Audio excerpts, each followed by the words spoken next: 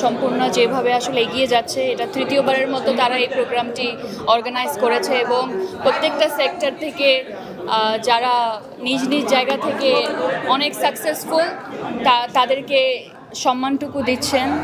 আজকে যাদের সাথে আমি স্টেজটা শেয়ার করেছি তারা নিজ নিজ জায়গায় অনেক অনেক সাকসেসফুল এবং এটা আমার জন্য অনেক বড় একটা পাওয়া। একই সাথে অনেক বড় একটা পাওয়া, ও মাত্র ইন্ডাস্ট্রিতে জয়েন করেছে এবং এখন পর্যন্ত একটা দুইটা কাজই করেছে।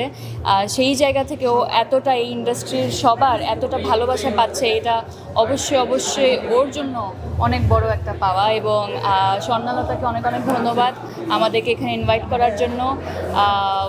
এখানে এসে ইন্ডাস্ট্রির অনেক প্রিয় মুখদেরকে দেখতে পেলাম এবং ডলি জহুর ম্যামকে দেখে আরও বেশি ভালো লেগেছে, কারণ তার সাথে আমার সম্ভবত যেই নাটকের জন্য আমি মেরিল প্রথম আলো পুরস্কার গত বছর পেয়েছিলাম সেই কাজটা তার সাথে, এবং উনি স্টেজে দাঁড়িয়ে এই কথাই বলছিলেন যে নারীরা আসলে বাসায় থাকে মানে তারা কাজ করেন না। এই ধরনের চিন্তাভাবনা থেকে আমাদের আসলে বেরিয়ে আসা উচিত এবং আমার মনে হয় সম্পূর্ণ আসলে সেই পথে এগিয়ে যাচ্ছে।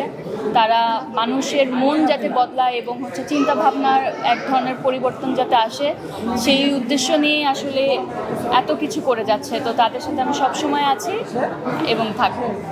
আমার মনে হয় যাত্রাটা আসলে সহজ করার জন্য নারী পুরুষ সবারই আসলে সমান দায়িত্ব আছে এবং মেয়েদেরকে এগিয়ে নিয়ে যাওয়ার জন্য তাদেরকে পুশ করার কিছু নাই, তারা এমনিতেই এগিয়ে আছে, কিন্তু তাদের জন্য বাধা, প্রত্যেকটা ধাপে ধাপে বাধাটা অনেক বেশি এবং সেই বাধাগুলো আসলে আমরাই ক্রিয়েট করি। তো আমার মনে হয় মন থেকে সেই চেঞ্জটা আনাটা খুবই জরুরি এবং এই ধরনের অনুষ্ঠানগুলো আমাদেরকে প্রতিনিয়ত হয়তো বা মনে করিয়ে দিচ্ছে আমাদের কি করণীয়, কিন্তু আমরা হয়তো এখান থেকে বেরিয়েই আসলে ভুলে যাই। তো ভুলে না যাওয়াটা খুবই জরুরি।